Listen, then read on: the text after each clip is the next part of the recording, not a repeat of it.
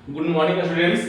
आज हम नाउन का करेक्ट यूजेज को ही क्लास आगे बढ़ाते हुए आज हम पहुंचे हैं रूल नंबर 8 पर। याद कीजिएगा, मैंने प्रीवियस 2 क्लासेस में मैंने नाउन का करेक्ट यूजेज का रूल नंबर 1 to 7 किया था, जिसमें एक वीडियो में 1 to 5 रूल नंबर मेंशन किया था और दूसरे में रूल नंबर 6 and 7 किया था।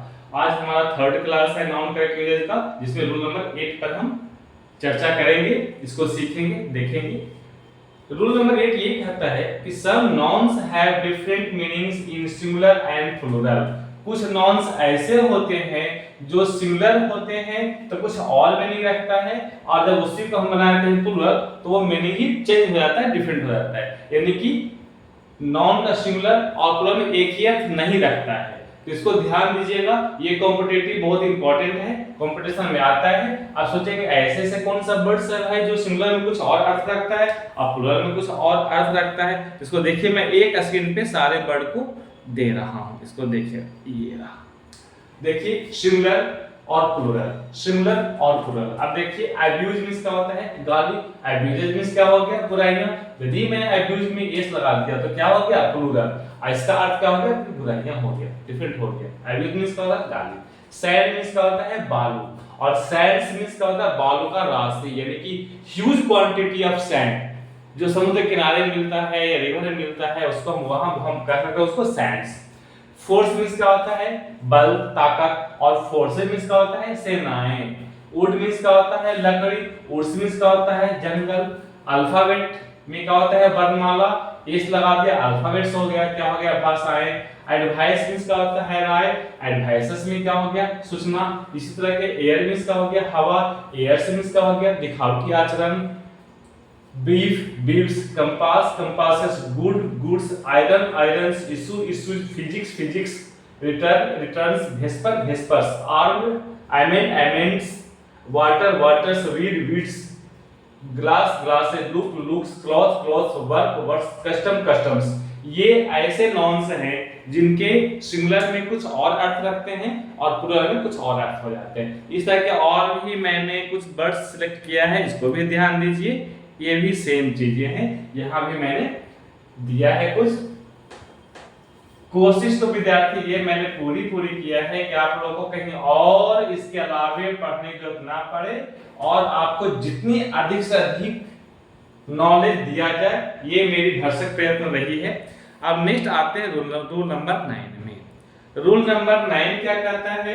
सम nouns are always singular when comes after definite numeral adjective and plural when it indicates definite numeral like indefinite numeral like dozen, stone, 100, 1000, score, gross, etc। Numeral adjective आप जान ही गए होंगे, यानी कि संख्यात्मक विशेषण होती है। न्यूमेरल नंबर से बना है न्यूमेरल एडजेक्टिव जो नाउन क्वालिफाई करता है। डेफिनिट मींस फिक्स, जो निश्चित है। इनडेफिनिट मींस जो फिक्स नहीं है। डजन की बात करता है, स्टोन की बात करता है, 100। इस तरह के फिक्स नाउन्स है। सारे नाउन्स के लिए ये एप्लीकेबल नहीं होता है, ये सब नाउन्स होते हैं। जैसे देखिए, I have purchased 5 dozen pens.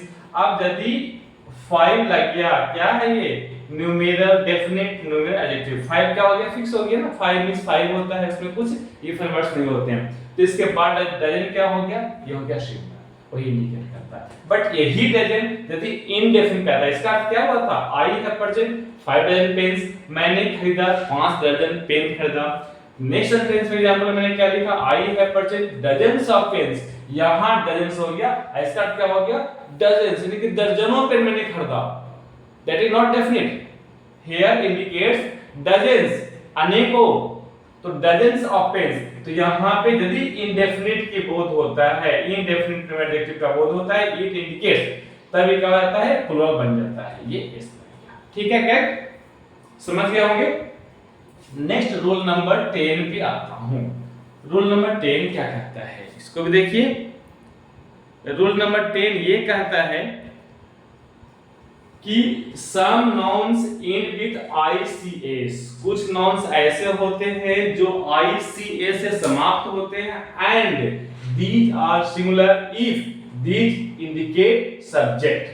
और यदि इनका यूज एज ए सब्जेक्ट होता है तो क्या होते हैं? सिंगुलर होते हैं। बट किंतु they are plural when they indicate quality और प्रॉपर्टी।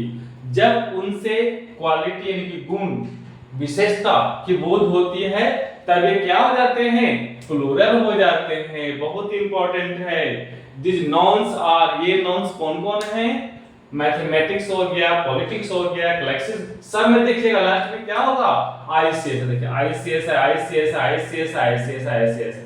तो क्लासिक्स हो गया, जेस्थेटिक्स हो गया, एकॉस्टिक्स हो गया, इकोनॉमिक्स हो गया, एथिक्स हो गया, जेनेटिक्स हो गया, लिंग्विस्टिक्स हो गया, मैकेनिक्स हो गया, फोनेटिक्स हो गया, फिजिक्स हो गया, ईटीसी। अब यहाँ क्या है, mathematics is not taut in this school, इस विद्यालय में मैथ नहीं पढ़ाई जाती है। अब यहाँ पे मैथ क्या हो गया, एज ए सब्जेक्ट हो गया, यही लिखा गया है, when this indicate subject, as a subject use होता है, तो ये क्या हो गया, सिंगुलर, इसलिए यहाँ पे क्या यूज किया गया, इज। तो mathematics is not taut in this school, इस विद्यालय में मैथ नहीं पढ़ाई जाती है। बट सेकेंड एग्जांपल में क्या है, हिज मैथमेटिक्स, उसका मैथमेटिक्स, तो उसका मतलब किसी का कोई सब्जेक्ट थोड़ा ना होता है। ये हिज मैथमेटिक्स मतलब क्या होता है, उसमें जो मैथ का गुण है, प्रॉपर्टी है, क्वालिटी है, उसकी ये मतलब निकाल रहा है, मीनिंग निकाल रहा है। तब चूंकि इसकी प्रॉपर्टी की बोध हो रही है, क्वालिटी की बोध हो रही है, तब इसको क्या कहेंगे हम, इसको हम समझेंगे एज ए प्लूरल। इसीलिए यहाँ पे प्लूरल वर्ब का यूज किया गया है, बहुत इंपॉर्टेंट है, ध्यान दीजिएगा। Next rule number 11, if a noun is repeated after preposition then the noun comes after and before is always singular. यानी कि यदि किसी नाउन को, इसको इस तरह से कह सकते हैं कि यदि किसी नाउन को किसी प्रीपोजिशन के बाद पुनः दोहराया जाए तो ये दोनों ही नाउन क्या होते हैं, सिंगुलर होते हैं। सिटी आफ्टर सिटी, सिटी को ही हम प्रीपोजिशन के बाद दोहरा दिए, तो इसको याद रखिए, ये कॉमन एयर में हमेशा ही आता है। यदि किसी नाउन को किसी प्रीपोजिशन के बाद पुनः दोहराया जाए तो ये दोनों ही नाउन क्या होते हैं, सिंगुलर। और सेम रूल हम सिंटैक्स में पढ़ाएंगे, तो वहां क्या पढ़ाएंगे, यदि किसी नाउन के बाद, यदि किसी नाउन को किसी प्रीपोजिशन में पुनः दोहराया जाए तो ये दोनों नाउन भी होंगे सिंगुलर, और इसके बाद आने वाला वर्ब भी होगा सिंगुलर। तो जहां पे वर्ब इन्वॉल्व होता है, निश्चित है कि वो आपको हम सिंटैक्स में ही पढ़ाएंगे जहां पे सब्जेक्ट और वर्ब एग्रीमेंट होता है। निश्चित है कि ये भी रूल सिंटैक्स में आएगा, ये रूल सिंटैक्स में आएगा। बट ये चूंकि सिर्फ नाउन की टॉपिक है तो सिर्फ नाउन पर ही ध्यान दीजिए। Sheep after sheep was sailing by, sheep noun है, आफ्टर प्रीपोजिशन है और शीप नाउन है। तो नाउन, किसी नाउन को किसी प्रीपोजिशन के बाद पुनः दोहराया जाए, दूसरा नाउन यूज नहीं किया जाए, पुनः दोहराया जाए, रिपीट किया जाए सेम नाउन को, तो ये दोनों नाउन क्या होंगे, सिंगुलर होंगे। इसके बाद आने वाला वर्ब भी क्या होंगे, सिंगुलर। ध्यान रखिएगा, तो थोड़ा सिंटैक्स में आपको आसानी होगी। ठीक है स्टूडेंट्स, ओके।